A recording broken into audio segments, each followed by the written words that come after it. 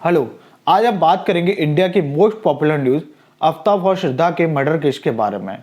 आफ्ताब और श्रद्धा के murder case के बारे में आपको ऑलरेडी पहले ही पता होगा खबरों के द्वारा।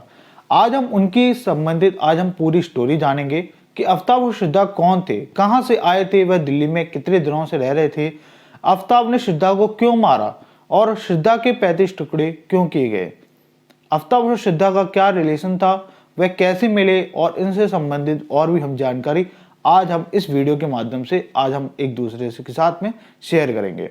तो दोस्तों, आप देख रहे हैं प्रगति मीडिया। आज हम बात करेंगे आफ्ताब और श्रद्धा के मर्डर केस के बारे में, उसकी कुछ तहकीकात के बारे में। पूरा देश श्रद्धा को इंसाफ दिलाना चाहता है, आफ्ताब को सजा दिलाना चाहता है। पूरा देश जानना चाहता है कि आफ्ताब ने श्रद्धा का मर्डर क्यों किया और उसने अगर मर्डर किया तो कैसे किया और इसकी क्या अहम भूमिका रही थी। देखिए, मैं आपको वीडियो शुरू करने से पहले मैं आपको एक छोटी सी जानकारी देना चाहूँगा कि आज के समय में इंडिया के अंदर ज़्यादातर जितने भी रिलेशन रहते हैं, जितने भी रिलेशनशिप रहते हैं जो लव से रिलेटेड रहते हैं, उनमें 90% लड़ाई झगड़े रहते हैं। लव मैरिज में 90% लड़ाई झगड़े अक्सर रहते हैं। गुस्से में किया गया फैसला हमेशा गलत होता है। ये इसका सीधा सीधा उदाहरण है आफ्ताब और श्रद्धा। आफ्ताब ने श्रद्धा को गुस्से में मारा, ना कि कोई सोची समझी चाल थी। किसी भी द्वारा कोई भी ऐसी कोई सोची समझी चाल नहीं थी। वह एक दूसरे को प्यार करते थे, लेकिन आफ्ताब ने उसको गुस्से में उसका गला दबा के उसकी हत्या कर दी। हत्या करने के बाद में वो घबरा गया और उसके बाद में उसने उसकी लाश को ठिकाने लगाने के लिए सोचा, क्योंकि वह बचना चाहता था, जो आज के समय में हर कोई बचना चाहेगा। तो दोस्तों, आइए हम शुरू करते हैं आफ्ताब और श्रद्धा की बात। देखिए, आफ्ताब का पूरा नाम है आफ्ताब पूनावाला और श्रद्धा का नाम है श्रद्धा वाकर। आफ्ताब और श्रद्धा दोनों एक डेटिंग ऐप पे मिले, जिसका नाम था बबल डेटिंग ऐप। 2018 में इनकी मुलाकात हुई थी डेटिंग ऐप पे और 2019 में उन्होंने एक साथ मिले और एक साथ एक रिलेशनशिप में आए। श्रद्धा विनोद वाकर की बेटी थी। उसने अपने पिता को बताया कि वो आफ्ताब से प्यार करती है, लेकिन उसके पिता ने उसको इनकार कर दिया, क्योंकि आफ्ताब एक मुसलमान था और जातिवाद के देखते हुए आफ्ताब को मना कर दिया कि भाई, मैं अपनी बेटी को आपके साथ में नहीं शादी करा सकता। इससे श्रद्धा काफ़ी नाराज़ थी और वो आफ्ताब के प्यार में इस तरह से पागल थी, इस तरह दीवाना थी, जो आज के समय में नॉर्मली हम देखते भी हैं कि वो अपने पिता से, अपनी फैमिली से लड़ गई और आफ्ताब के साथ में ही उसने रहने का एक फ़ैसला बनाया। पहले तो उसने काफ़ी कोशिश की, अपने घर वालों को समझाया, उसको बताया कि आफ्ताब बहुत अच्छा लड़का है, लेकिन उनका बस एक ही कहना था कि भाई, ये है एक अलग जात का है, हम इसके साथ में आपकी शादी नहीं कर सकते। श्रद्धा जिद्द पे लड़ गई और उसने कहा कि मैं 25 साल की हूँ और मैं अपना खुद का फैसला खुद ले सकती हूँ, इसलिए मुझे आफ्ताब के साथ रहने में कोई भी नहीं रोक सकता। और ये कानूनी तौर पर भी सही है, लेकिन इस पर और भी कानून है, हम इसके बारे में बाद में बात करेंगे। तो आफ्ताब और श्रद्धा एक साथ रहने लगे। 2019 में मिले थे, फिर उसके बाद में वो रहने लगे। फिर उसके बाद मुंबई में वही नवागांव में वो रहने लग गए थे। उसके बाद में वो कई जगह पे घूमने भी गए, जहाँ पे वो हिमाचल प्रदेश की तरफ भी गए और कई जगह पे वह घूमे, हिल स्टेशन वगैरह कई जगह पे गए, मनाली वगैरह की तरफ में। आफ्ताब एक फोटोग्राफर था और एक वो फूड ब्लॉगर था और श्रद्धा जो थी वो एक कॉल सेंटर में काम करती थी। इस तरह से उनका जो खर्चा पानी था वो वहीं से चलता था और उनके पास में कुछ सेविंग भी थी, जिससे कि वो अपना जो खर्चा पानी है वो उसी के द्वारा अपना कंप्लीट करते थे। आफ्ताब और श्रद्धा का रिलेशन काफ़ी अच्छा चल रहा था। जब एक लव में एक रिलेशन चलता है तो उनमें एक मन मुटाव भी आता है। मन मुटाव में क्या होता है कि हम एक दूसरे को गलत फहमी लग जाती है। आफ्ताब को लगा था कि श्रद्धा का और भी कहीं चक्कर चल रहा है और श्रद्धा को लग रहा था कि आफ्ताब उसको अब प्यार नहीं करता है। तो इन दोनों के बीच में एक गलत फहमी बहुत हो गई थी और इसलिए उनके बीच में लड़ाई झगड़े अक्सर स्टार्ट हो जाते थे। अगर उनकी अरेंज होती, अगर उनके परिवार की अगर सहमति होती इसमें, आफ्ताब और श्रद्धा के परिवार की, तो उसमें क्या होता कि अगर उनके बीच में दो जो मन मुटाव आ रहे हैं वह उनके परिवार वाले सुलझा देते बैठ के।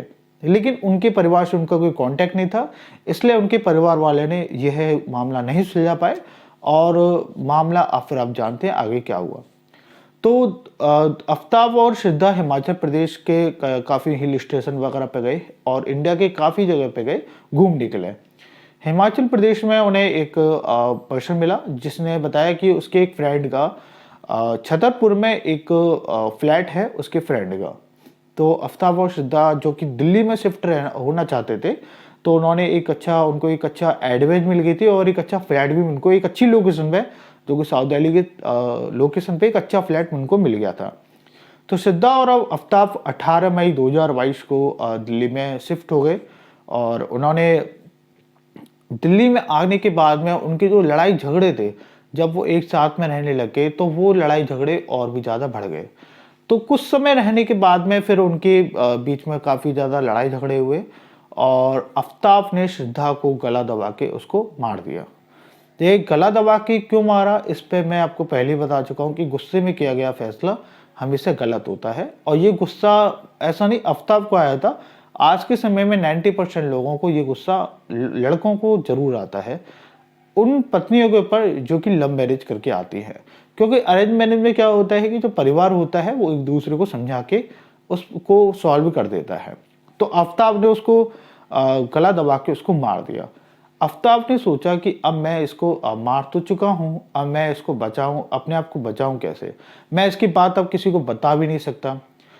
उसमें क्या होता था कि श्रद्धा ने यहाँ पे एक घटना और घटी थी। श्रद्धा का एक फ्रेंड था, क्लोज फ्रेंड था जिसका नाम था लक्ष्मण। लक्ष्मण के जो कांटेक्ट में उसके श्रद्धा के पिता भी रहते थे विनोद जी, तो जो कि लक्ष्मण के द्वारा श्रद्धा की अपडेशन जानते रहते थे कि श्रद्धा क्या कर रही है, कहाँ पे है, कहाँ नहीं है। तो श्रद्धा ने ऑलरेडी बताया हुआ था कि वो दिल्ली में शिफ्ट हो रही है लक्ष्मण को, जो कि लक्ष्मण ने उसके पिता को भी बता दिया था कि वो दिल्ली में शिफ्ट हो चुकी है आफ्ताब के साथ में।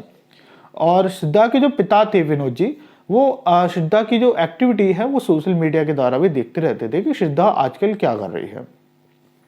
लेकिन आफ्ताब ने अब जब उसको मार दिया श्रद्धा को गला दबा के, तो उसने ये सोचा कि अब मैं क्या करूं। तो उसने पहली चीज तो सबसे पहले काम तो एक काम किया, उसने एक कुछ वीडियोस वगैरह देखी, कुछ इंग्लिश मूवीज वगैरह देखी, क्राइम स्टोरीज वगैरह देखी, काफ़ी पढ़ा। वो पढ़ा लिखा इंसान था काफ़ी, तो उसने चीज़ों को रिसर्च की। उसने पहले तो ये समझा कि मैं अगर किसी बॉडी को अगर मैं नॉर्मली फेंकता हूँ तो मैं फंस जाऊँगा। तो उसने क्या सोचा कि मैं इस बॉडी के काफ़ी ज़्यादा टुकड़े कर दूंगा और टुकड़े करने के बाद में मैं इसको बॉडी को धीरे धीरे फेंकूंगा, तो हो सकता है कि मैं पकड़ा ना जाऊँ। उसने यही सोचा और उसके लिए उसने क्या किया कि उसने एक फ्रिज ऑर्डर किया और बड़ा फ्रिज ऑर्डर किया जिसमें वो काफ़ी ज़्यादा टुकड़े उसमें फ्रिज के अंदर रख सके। और एक चाकू ऑर्डर किया, मतलब जो खरीद के लाया, मतलब उसने जो भी उसको चाहिए थे हथियार वगैरह वो उसने पूरे अपने रख लिए। और उसने सोशल मीडिया पे भी श्रद्धा के सोशल मीडिया पे भी जो फॉलोअर्स है जो उसको करते हैं, तो उनके लिए भी वो अपडेट रखता था, मैसेज वगैरह या जो भी पुरानी फोटोज वगैरह डालता रहता था, जिससे कि उनको ये ना लगे कि श्रद्धा गायब हो चुकी है या श्रद्धा के साथ में कुछ हो चुका है। तो श्रद्धा के उसने 35 टुकड़े किए। 35 टुकड़े करने के बाद में आफ्ताब जो कि छतरपुर में रहता था, वो रात की करीबन 1-2 बजे या फिर 4 बजे समथिंग अपना वो उठता था और अंधेरे में, थोड़ा दिल्ली है, दिल्ली में इतना मतलब नॉर्मल रहता है इतना, तो वो 1-2 बजे अपना जाता था और मेहरौली के जंगल में, जो वहाँ से करीबन 700-800 मीटर की दूरी पे है, तो वहाँ पे वो करीबन वहाँ पे अपने एक-एक 2-2 टुकड़े करके फेंकने लग जाता था।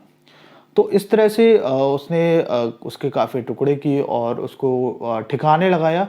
जब उसकी खबर पुलिस तक गई, आपको पूरी जानकारी पता ही हुआ है, तब पुलिस तक गई, इस पर जांच पड़ताल की गई। जांच पड़ताल के बाद में बहुत सारी रिसर्च निकाली गई, कई तरह के टेस्ट किए गए, लेकिन अभी तक कोई भी ऐसा प्रूफ नहीं मिल पाया है जिसमें आफ्ताब ने ही मर्डर किया है श्रद्धा का और उसके टुकड़े फेंके हैं। इस पे बिल्कुल ही प्योरिटी एक सच्चाई मिल सके। आफ्ताब ने वैसे कबूल भी किया है कि उसने श्रद्धा का गुस्से में मर्डर किया हुआ है, लेकिन इस पर कोई खास सबूत अभी तक नहीं मिल पाया है। और इसके बारे में हम एक पार्ट और लेके आएंगे। अगर आपको ये जानकारी सही लगी है तो आपको नमस्कार।